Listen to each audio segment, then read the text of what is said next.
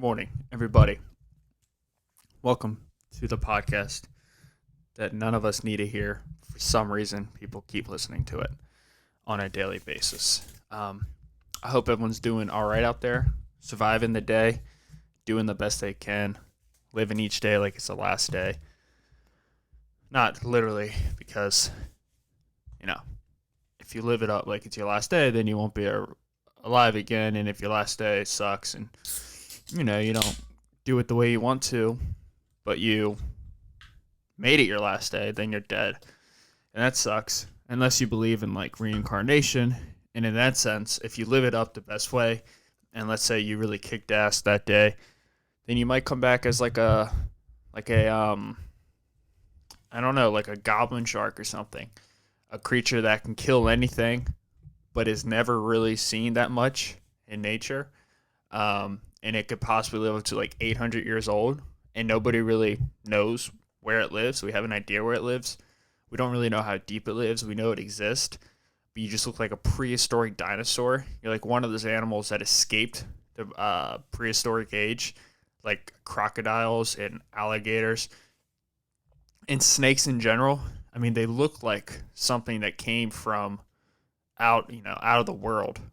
Something that's not supposed to be around with the same time period as hairless chimps like ourselves. Like, I mean, we are like rubbery little sacks of bones that used to be able to like climb trees really well, and now most of us can't even get up from our couch without panting too hard. Like, we just completely fucked up our biology. And the fact that we live among these dinosaurs, these flesh eating,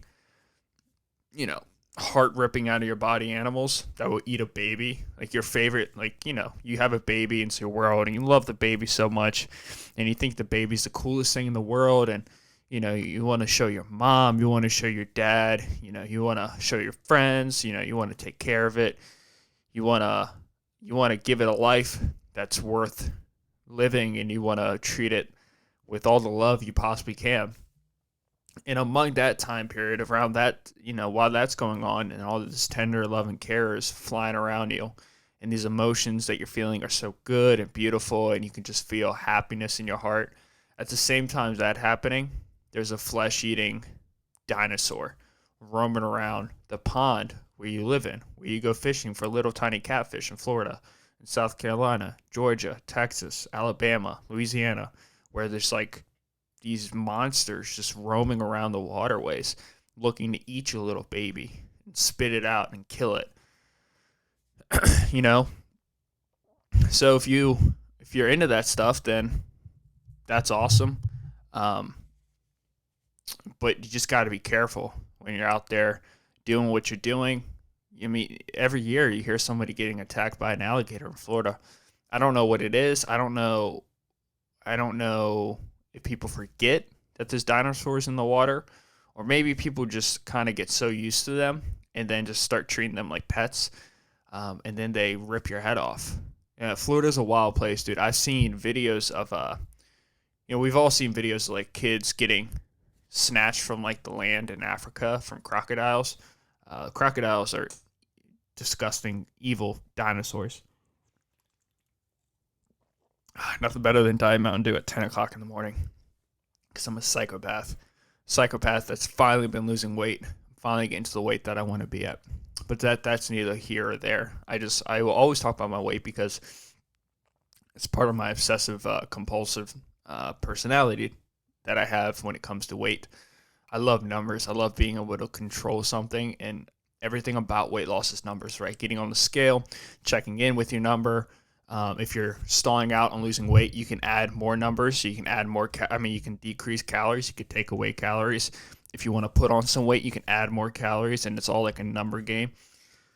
It's one of the things that I love about weight loss. I think I love numbers. Like, I've always, as a child, I've always done this thing with my hands where I'm always counting numbers. One of my favorite things to do is I take a word. Just take a word like aspect, ASPECT. I like to take the word and I like to put the letters in order. So ACEPST. So that's aspect is ASPECT, ASPECT. That's 6 letters. I'll put it in order alphabetically, ACEPST. So now I have it alphabetically in order.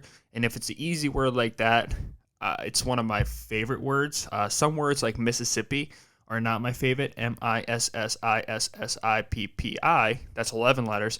Iimpsss. That's easy.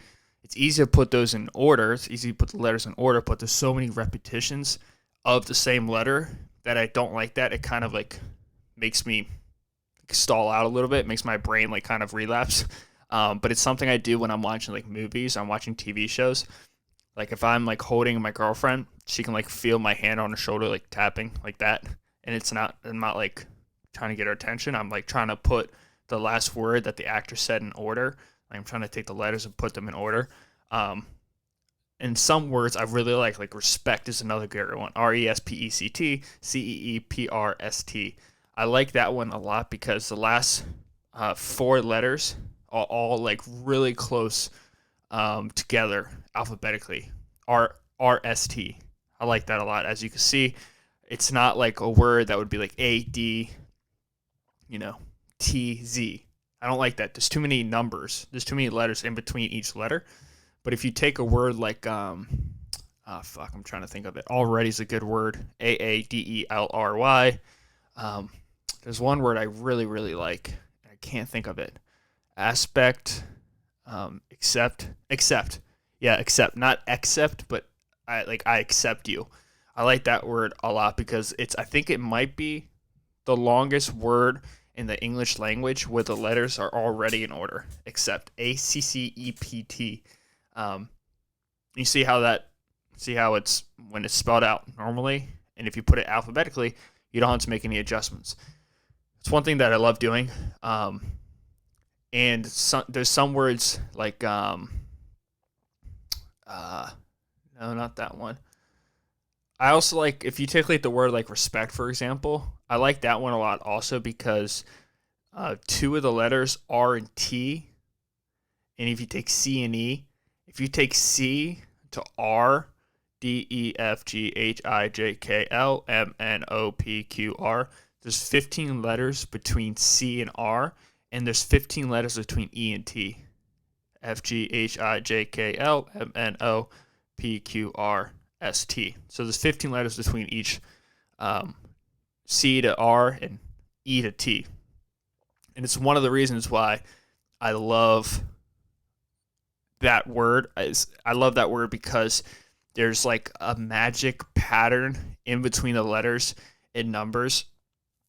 And it's always so interesting to me how numbers and letters are so interchangeable in so many different ways. It's almost like they have their own language, like a universal language. So that's one thing I like doing. I love taking words and putting them in order. Let me take Virginia Tech, for example. We could put Virginia in order. So VIRGINIA, VIRGINIA. That's 8 letters. If we put this in order, it'd be AGIIINRV, AGIIINRV. Virginia, then Tech, CEHT. We can do meaning for maps and meaning. AMPS, FO, AEGIMN. Outliers, EILORSTU. Malcolm, ACLLMMO. Gladwell, ADEGLLW. It's something, I don't know where it came from. I don't know if it's like a nervous tick of mine, or I don't know if it's, I think what it has to do, honestly, is I just get bored so quickly. I'm constantly needing to activate my brain, like stimulate. I need stimulus all the time. Because for me, when it comes to, if I'm not doing anything with my hands, if I'm not doing something with my brain, if I'm not doing activity, that's when like depression sits in for me. Like if my brain's just completely shut off, it's not a good equation for me. So one way that I avoid that is I like to bite my fingernails, which is why I painted my pinky white so I could stop biting my pinky, because I almost ripped my pinky fingernail completely off. If I don't have socks on, I like to rip my toenails off, which is disgusting, and they bleed a lot. And the worst thing about ripping off your toenails is when you get up the next day, you completely forget that you don't have a pinky toenail anymore, or that your big toenail's like almost completely ripped off. And you stand up out of bed and you can feel just like an immense amount of pressure just pushing up against your toe, and it hurts a lot. That sucks. So I do the fingernails, I do the toenails, I do the letters things where I take words and I put them alphabetically in order. Like cheesecake, for example, CHEESE, CAKE, ACCEEHKS,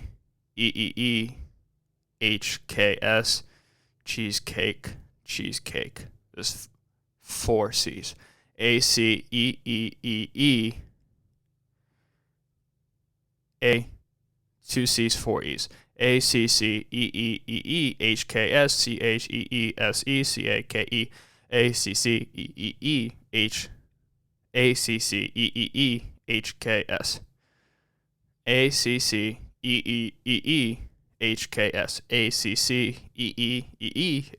cheesecake. Yeah, so I do stuff like that. And the other thing I do that helps me control my thoughts is I like to audio, ADIOU, AUDIO. I like to take numbers, especially like clocks, for example. Like, for example, right now, it is 10:12. So I like to intertwine all of the numbers in a specific time to create a pattern where I can make it equate to one of the numbers that is being utilized in the time. So 10:12, that's an easy one. I can just take 12 minus 10 equals 2 because there's a 2 that's part of the 12.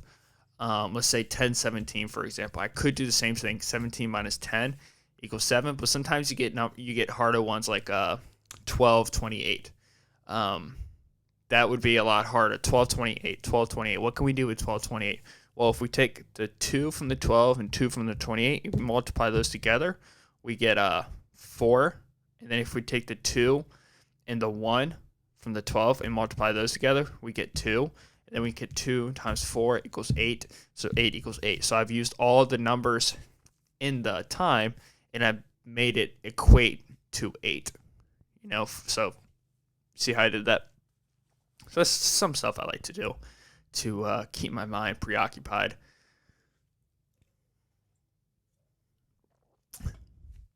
But I think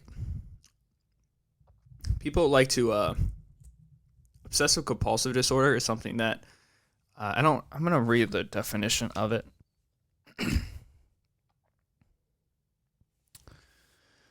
Obsessive compulsive disorder, excessive thoughts, obsessions that lead to repetitive behaviors. Obsessive compulsive disorder is categorized by unreasonable thoughts and fears, obsessions that lead to compulsive behaviors. You can use treatment, can help, but it can't be cured. Symptoms of it centers on themes such as a fear of germs or the need to arrange objects in a specific manner. I definitely have that one. Symptoms usually begin gradually and vary throughout life. They can definitely get a lot worse if you don't manage them. And one of the main ways to fix it, or at least manage it, is to recognize it, that it's there. In order to do that, sometimes you need somebody to tell you that you're doing it, tell you that you're acting a certain way. One thing I can tell a lot for people who are struggling with it around me, or for things that I might be struggling with, is my breath. If my breath, like for me personally, if it slows down, that's not good. But if it speeds up for a lot of people, then I know that they're in a panic or going into a panic. Compulsive behavior, agitation, compulsive hoarding, hypervigilance, impulsivity, meaningless repetition of own words, repetition movements, ritualistic behavior. I have the same thing. I don't really like that one too much because I almost think that's a routine. But I think what they mean by that is if you're getting ready to take a test, you put your pen here, you put your eraser there, you put, you like draw like a heart next to you just with your fingers. You put your name at the top, and if your teacher passes out the test the wrong way and let's say your teacher always goes left to right, and you go, and then this time your teacher passes out the test right to left, that could mess up with your ritual that you created in your own mind, and that could lead to you performing more poorly on your exam. So stuff like that, and that's when OCD can really hinder your life, because you're the one thing that people with OCD, or people, not, I wouldn't say with OCD, but when people experience OCD behaviors, is it's an attempt to really control your life. I think what it stems from is if your life's out of control, if there's things going on around you that you can't control, whether it be your parents are getting divorced, someone in your family passed away, or even something like your dog won't stop barking and everything you do doesn't work, or stuff like that. Anything that you don't have control over, and you're deemed not needed in a situation. Since you're not needed in that situation, since nothing that you would do will fix that situation, you take that and you kind of extract it and you place it into another bucket where you can control your own thoughts and you can control your own things and you can control an aspect of your life. But the issue with that is life is never in a state where the steps are followed one by one by one. Life is not like that. There's random events always happening. Things are always falling off the tracks. Nothing you can do in this world is ever going to consistently happen every single day for you. So that's when it can become dangerous if you get really deep into your obsessive compulsive thoughts and you cannot control it, because you will go off the rails, because things would never work out for you the way you want them to. It's just not how the world works. And that's the one thing that I think can be hard for people who do, I wouldn't say struggle, but are not prepared to deal with the side effects that can come with OCD. You can feel anxious, apprehension, guilt, or panic attack. I'm not too much of the panic attack. I'm definitely guilt though. I can feel a lot of guilt, and it never goes away from me. I get very obsessive when it comes to I'm sorry. I'll say I'm sorry about everything. I'll say it to fill in words because I don't know what else to say, but I think that's what should be said, even though most of the time that's not what should be said, pretty much all the time. Also common, food aversion, nightmares, or repeatedly going over thoughts. Food aversion, not for me. Nightmares, not really. Repeatedly going over thoughts is definitely something that I will get stuck on one thing, and it won't ever leave my mind. It kind of plays into the putting letters in order, taking words and putting the letters in order. Same thing with numbers. I get stuck on something, and it could take me away from a movie completely. If I'm watching a movie and somebody says a word, like an actor says a word, or a TV show, the actor, the actress says a word that I've never really heard before, and I can't visualize I can spell it, but when I spell it, it doesn't, the letters aren't alphabetically easy to put in order. That's when I fall off the rails, and I will have to step out of the movie theater.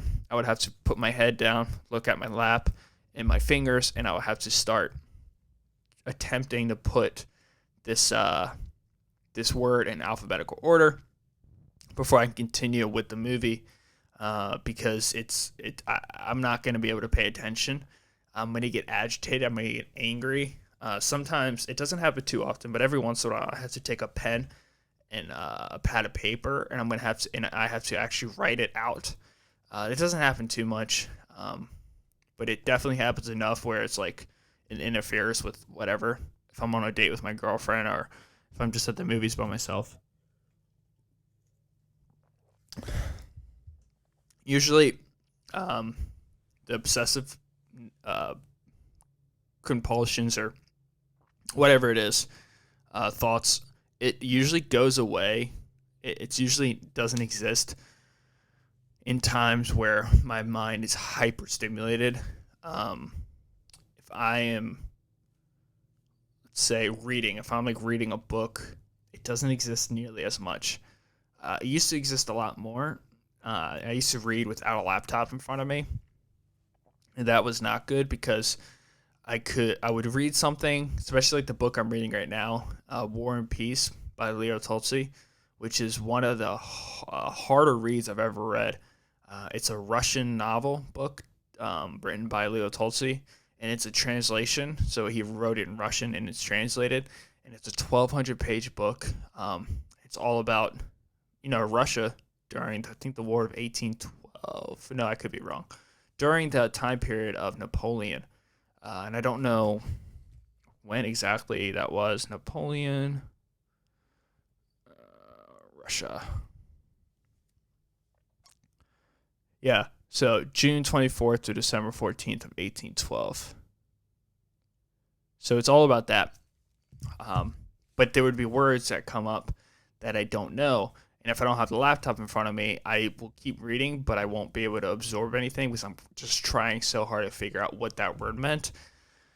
And once I can't figure that out because I don't know, I have to learn it, which I'm not doing. I'm just sitting there letting it slap around in my brain. I will take the word and I'll put it in alphabetical order, and then that won't work. So I'm trying to read and I'm trying to put a word in order, in alphabetical order, and then I forget where I am in the book. I don't know what I'm reading about, and then I get angry and I get pissed off and it ruins my day. So now every time I read with a laptop. So I can have Google up right in front of me, so I can just Google something. Blah, blah, blah, blah, blah. I don't know what that means. Google it.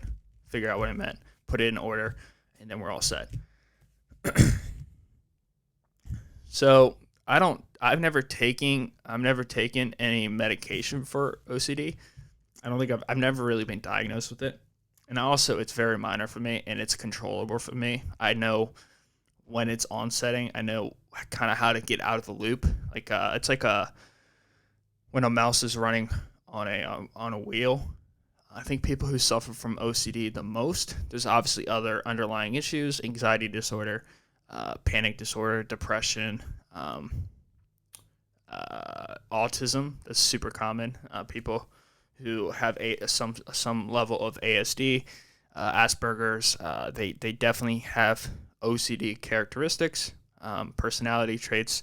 It's usually never just OCD. There's always some other type of underlying issue. It's almost, in my head, I'm not a doctor, but in my head, it's almost like a symptom of something else. Like it's a symptom of anxiety. It's a symptom of depression, because it's like an escape mechanism to get away from the grounded thoughts that you're having in your head, the sadness that you're feeling, the confusion that you're feeling. You almost take it into this stream of having these obsessive compulsive thoughts, actions, in a manner to treat the other underlying issue, the anxiety, the depression, the panic, or whatever it is. But there are certain medications for it, and I think these medications will help with the anxiety portion. You can have SSRIs, which is the depression medication, antidepressants, anxiolytics. Don't know what that is. But you can also do therapy. That's what I do. I've been to therapy. That's kind of the best thing that for me. That's what helps me the most with it. You can go to like support groups. You can go to cognitive behavioral therapy, aversion therapy, psychoeducation, rational emotional behavior therapy, exposure response prevention, psychotherapy, systematic dissension, group psychotherapy. I just go to CBT, cognitive behavioral therapy. That's what helped me the most. Yeah, it's just something that I don't think a lot of people are aware of. It's hard. It's hard to deal with. It's something that can definitely interfere with your life, not knowing that it's affecting you until until it's not affecting you, and then you can feel the difference mentally, how just calmer you feel, how much better you feel, how the world just almost opens up, makes more sense. I think times like this that we're all living in, people are struggling big time with their mental health. Um, being on lockdown for 3 months. California just opened. Um, they're opening up everything June 12th. Restaurants, gyms, all that. Maryland's still shut down. We're in phase 2, but not gyms. They're not open. You can't sit inside when you eat at a restaurant. So many things are still closed, and I think one of the biggest things that kind of went under the rug here during this last 4 months, and especially during these last 2 weeks of riots and protest, is the mental health aspect. I think so many people suffer with illnesses in their brain that are contributing so much to so many of their behaviors, and there's never a focus in your lifetime to take care of it. It's always keep moving forward. Keep working hard in school. Keep your physical appearance up. Why I think people are disintegrating mentally. I don't know what it is, but when I am off Instagram for like just 2 hours, being inside and not having anything to do, not working, not really doing anything, you get swept up in social media. You get swept up in the news. You really do. You get swept up in these things. And they take your mind and they control it. And I don't think you're aware of it. I wasn't aware of it. But just putting it down, picking up a book, going on a walk, it puts your mind back into a healthy state. And the news right now is just, they're not looking out for us. News is, people say, I almost agree with it up to a point. It's almost like the enemy of the state. It's not there to help us. It's portrayed in a way to take care of us. It's portrayed in a way to give us information, the truth.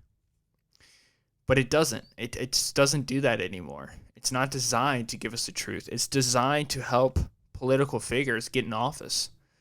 CNN is designed to help Democrats win the vote.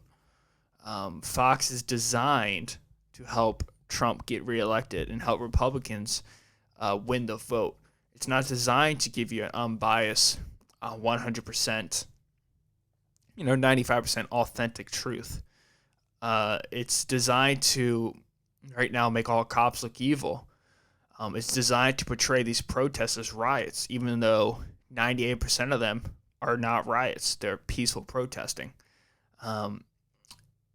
It's designed to divide us, because when you're divided as a people, there is gossip, there is anger. When there's anger between two people, each side watches their program more.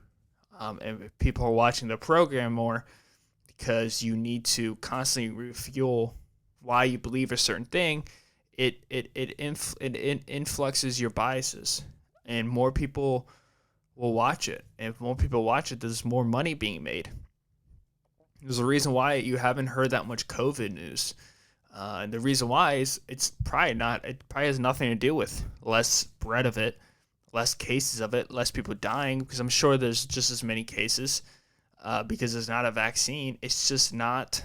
If the news started talking about COVID today, people wouldn't watch it. And if people don't watch it, they don't make money. And I think this is something that has to be understood by the common people. There's a bird sitting right outside on my leaf, on my tree right now. It's so beautiful. It's got a white belly. Oh, there he goes. He went bye-bye. I think people tend to forget that the news is a business, and it's not designed. It is designed to give us information, and we're supposed to take the information and process it and develop our own rational thoughts. But right now, it's not doing that. It's the enemy of the state. It's trying to profit off our downfalls right now. And right now, our downfalls are these horrendous, violent riots and looting, this inequality of rights for African Americans, and this pandemic that is attacking our world. and I don't think people are understanding that. And I think it's messing with a lot of people. They don't know what to believe. It's hard to think all cops suck and then you get pulled over by a cop and you have a fine experience with them. Or all cops suck, but your dad just beat up your mom again for the, second time this week and you call the cops to help you. It's hard to say that all cops suck, but when, your mom gets in a car accident and then cops the first one to the scene and pulls out of the car and saves a life, it's hard to hate the cops. What I'm saying is it's hard to have a definite viewpoint on anything ever, to have a viewpoint that leaves no room for error. That's dangerous, but that's what the media wants. That's what people want you to have. People don't want you to stand on the balance beam. They want you to jump off the balance beam. They want you on the left or they want you on the right. They want you to believe in guns or hate guns. They want you to own a gun or never own a gun. They want you to believe in pro-life or believe in pro-abortion. They want you to have these solidified thoughts that you put in chains and you don't allow to cross boundaries. And I think a lot of people have been obeying that, but I think a lot of people are starting to realize how fucked up that is, how it leads to crises. It leads to existential crises. It really does. It makes you stand there and like, well, what do I believe? And how much of my thoughts are actually my thoughts? How much of them are purely mine? Or is there a lot of it that's heavily influenced by the news that I'm given? It's like when a baby's being fed. A baby doesn't know what it's eating. A baby just sees the hand and the spoon and it eats. And that's what CNN and Fox are. People don't know what they're listening to. But if they turn it on, the person's talking, Anderson Cooper's talking, Jake Topper, I don't know the people, I don't watch it, but these people are talking and they decided to watch this channel, so whatever they're fed is what they're going to hear and what they're going to repeat and what they're going to tell their families, what they're going to tell their friends. And it doesn't even matter if it's based in truth or false or falsehood. It doesn't matter. The point is that it's bolstering your biases, and that makes you feel good. Not realizing that there's a whole nother world out there. I think now is the most important time ever in the history of the world to start questioning what you hear, start questioning what is said, and taking the evidence that you have. Hello. Not right now. Bye-bye. Sorry for that interference. I gotta get a studio to get out of here. But yeah, I think this is the most important time to really work on having opinions, having thoughts that stem from the facts that you're presented with, but guided with what you believe in and not guided with what you're supposed to believe in. Yeah, I think that's a very important thing. I think it's something that has been neglected for so long, and you can see the results of it. You're having people doing things on social media just for attention, giving to organizations that they didn't even know existed before, because it will make them feel a certain way. It'll make them present it in a certain way. And I don't think that's good. I don't think that's healthy. But yeah, guys, I think that's all I got to say for this episode. Episode 95 of the Michael Lab Show is now over. If you guys did enjoy it, please go ahead and leave it a like, comment, subscribe. If you guys are listening on Apple, please go ahead and give it a rating. I think we're closing in at 200 ratings, which is fantastic. And if you are struggling with any type of mental illness right now, or if you're just struggling with, thoughts and they won't get out of your head and everything you're doing is not really working, talk to somebody. Just sit there, have a conversation, read a book, do something to get your mind off of it. Play a video game, just something that's not, break up the routine. Thank you guys so much for listening. I'll catch you guys on Tuesday with episode 96 of the Michael Lab Show. Be good, be blessed, stay safe. I will get a haircut. See ya.